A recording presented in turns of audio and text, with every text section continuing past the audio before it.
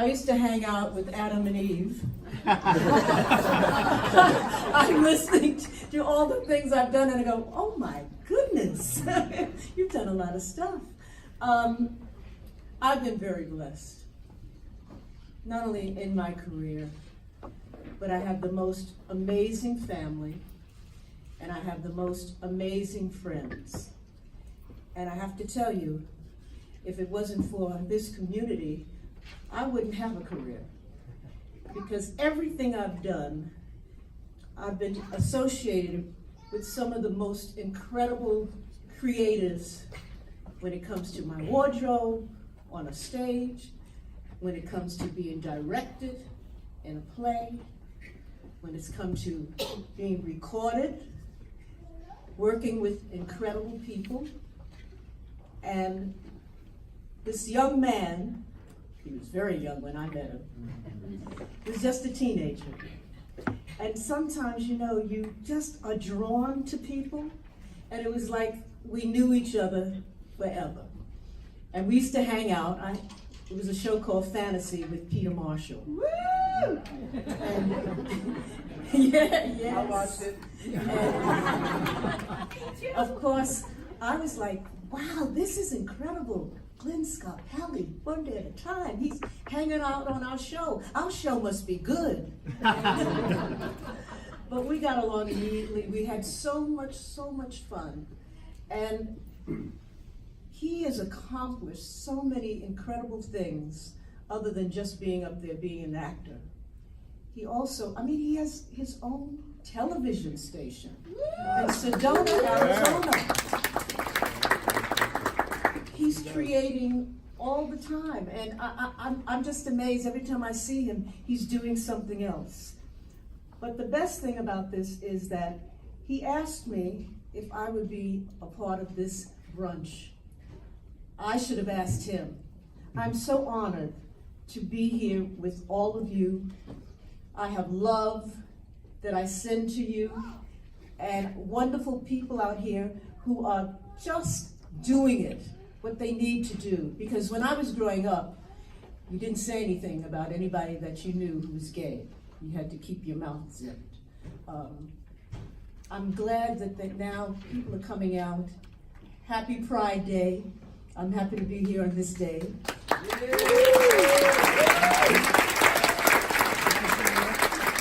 It's also June is busting out all over day too. There it is. But I just want to say thank you so much for all that you do and all the young people to have such wonderful role models. And my dear friend, Glenn Scarpelli, I am honored to present you with an award. Ladies and gentlemen, Glenn Scarpelli.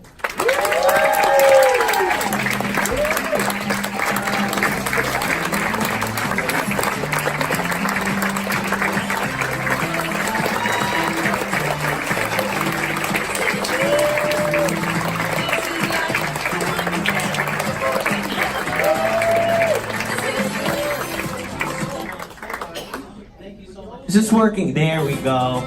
See, I asked for a mic that wasn't attached to the podium because I'm not a podium kind of person. I know. Right? She knows. She knows.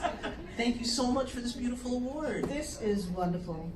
From UFT presents the Clyde Vanguard Service Award to Glenn Scarpelli for your dedication, passion, and commitment, always going above and beyond to support the LGBTQ community. You are a shining example for our youth. Congratulations.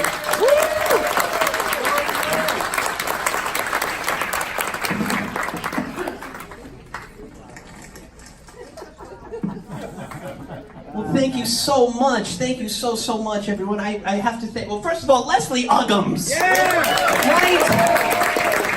And she made a reference to June is busting out all over. Today's Leslie Uggams Day in every gay bar across America. So she made a little flub one time on a PBS special. I'm gonna tell the story probably not correct, Leslie, but she made this flub because the cue card guy slipped And it's a very difficult song, of course, and it wasn't in your repertoire. I'm gonna let Leslie just tell the story really quick because it's really fun. And today is literally June 1st, Leslie Uggams Day. What happened was, first of all, let me just tell you that one of my dear, dear friends said to me one day, "Oh, honey, you're in every gay bar in America." And I said, "Doing what?" He said, "June is busting out all over." I went, "What?" What happened was it had poured rain the night before we were shooting the show, which is live. The show had decided that they wanted me to sing "June is busting out all over," which was not in my repertoire.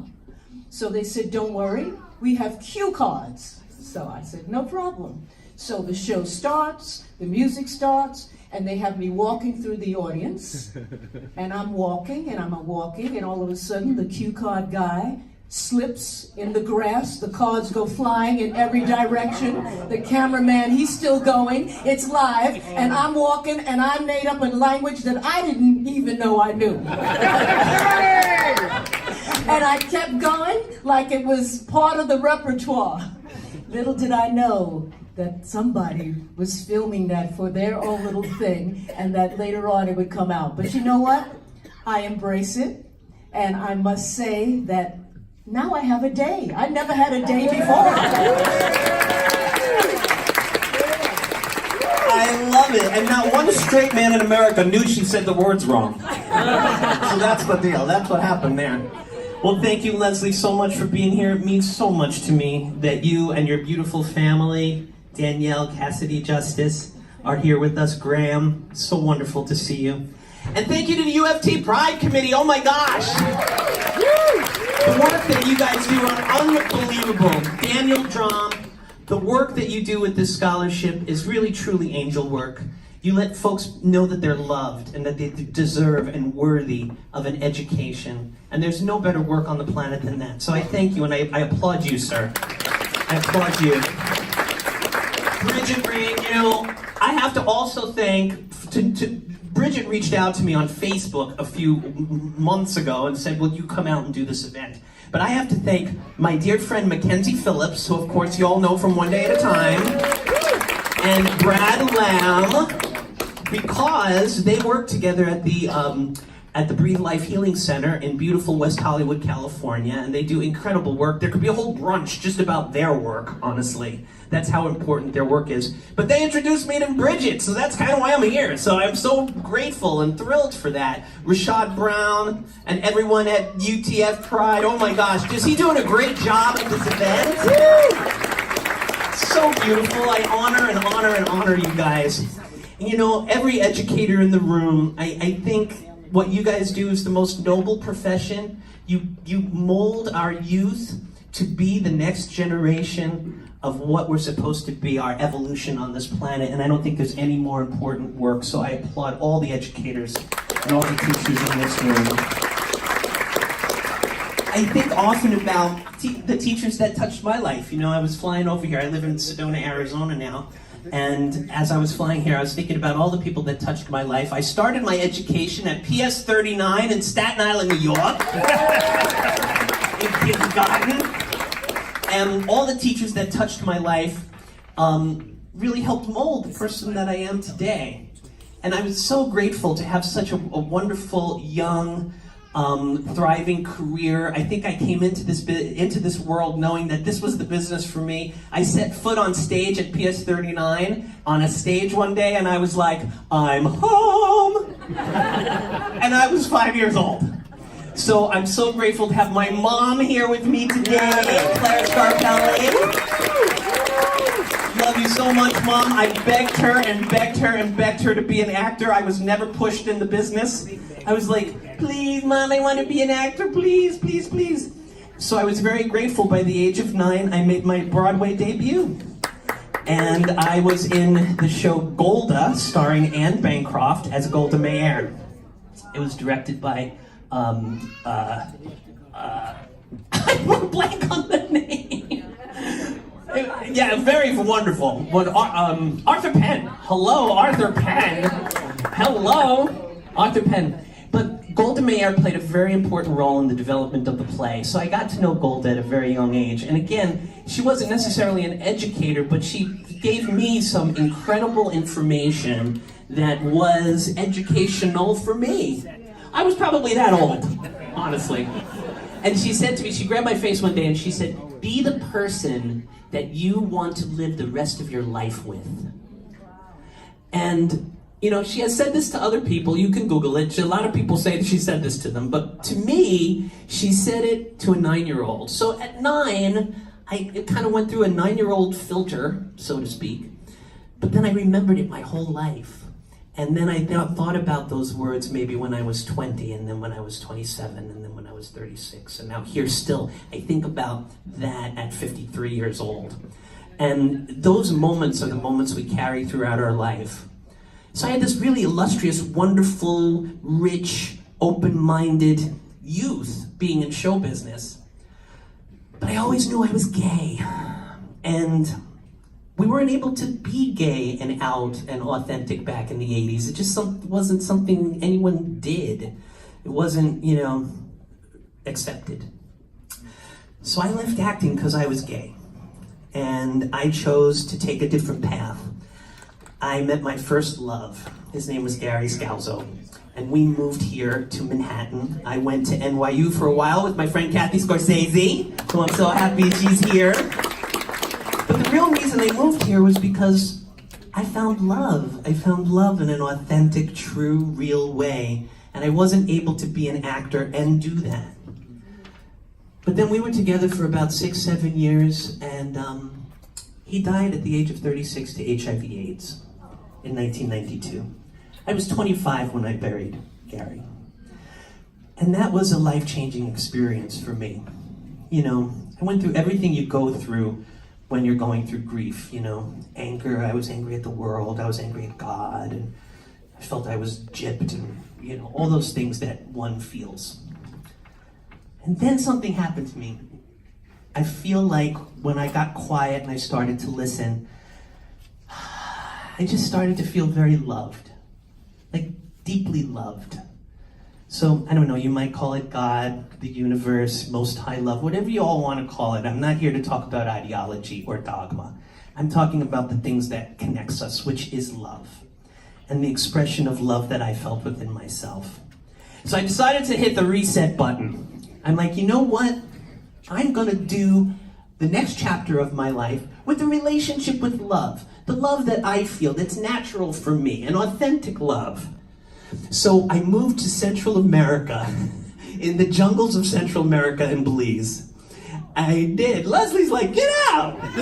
I know, we didn't talk much. There were no cell phones back then. And I just went off the grid. I fished for my food. I, you know, bathed in creeks. I lived with these people called the Garifuna people, which were ancestors of slave ships from Africa. And they lived in total poverty. And they were happy. Like, I started to get a new sense of my priorities. I started to live like Adam and Steve lived. And just unplug. And after, like, we would fish for our food and everybody would eat, and then they would light a fire and bang pots and pans and enjoy each other and talk to each other and dance with each other and be with their families. And I started to realize, wow, you know, us in America, we always want more. You know, we always want a bigger house or a better job or a nicer car and keeping up with the Joneses and, you know, all that stuff. And I was shown these people who really had nothing were really enjoying life. So I took those lessons and I decided I was gonna move back to the States. I found beautiful Sedona, Arizona, which I have been there 25 years. Which has just found me so much peace. And 2 big lessons I'll share with you that occurred for me. Number 1, I let go of who I thought I was. And that was a really deep inner, that's when you're doing the work, you know. You're given all these titles, you're a this, you're an actor, you're a, you know, blah, blah, blah, blah, blah. I stepped out of the boxes and I said, you know what, I'm gonna let go of who I think I am. And I'm just gonna let the universe show me who I am. So I started to live my life in that perspective. I also started, and Kathy and I were talking about this at dinner last night, I also started to live my life in a perspective of, happiness. Happiness is a choice. Instead of saying, I used to be like the guy that was like, if I only got this part, I'd be happy. Or if I got the bigger house, I'd be happy. Or if I bought a new car, I'd be happy. Instead, I flipped that. And I lived a new sense of priorities where I was like, you know what? I think I'm just gonna be happy. I'm gonna just decide to be happy. And then see what life brings me. You know, I really believe in the law of attraction.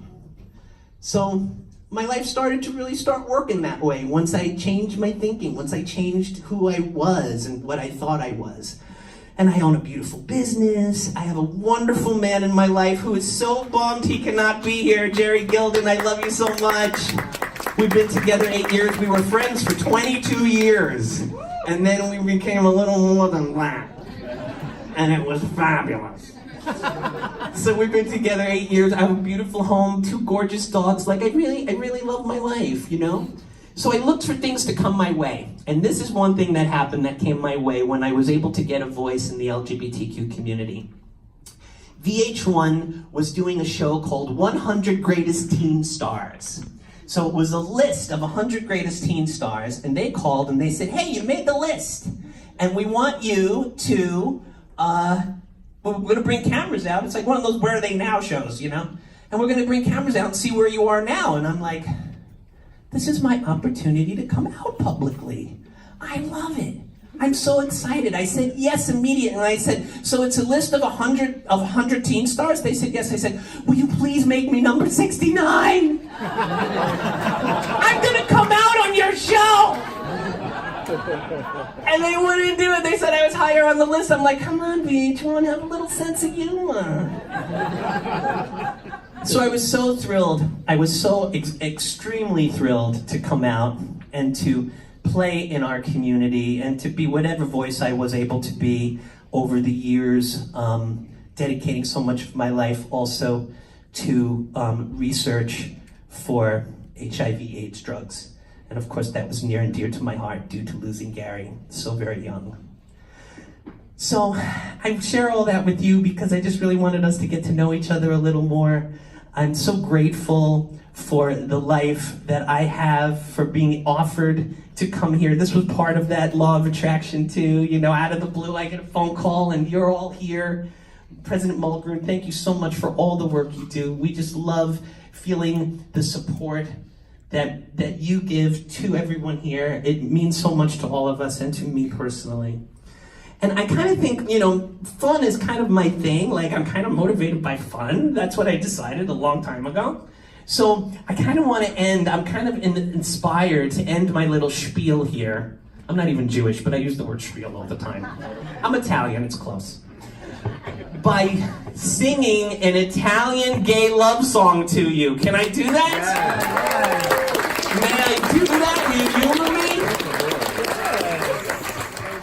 Okay, here we go. I'm gonna need your help, all right?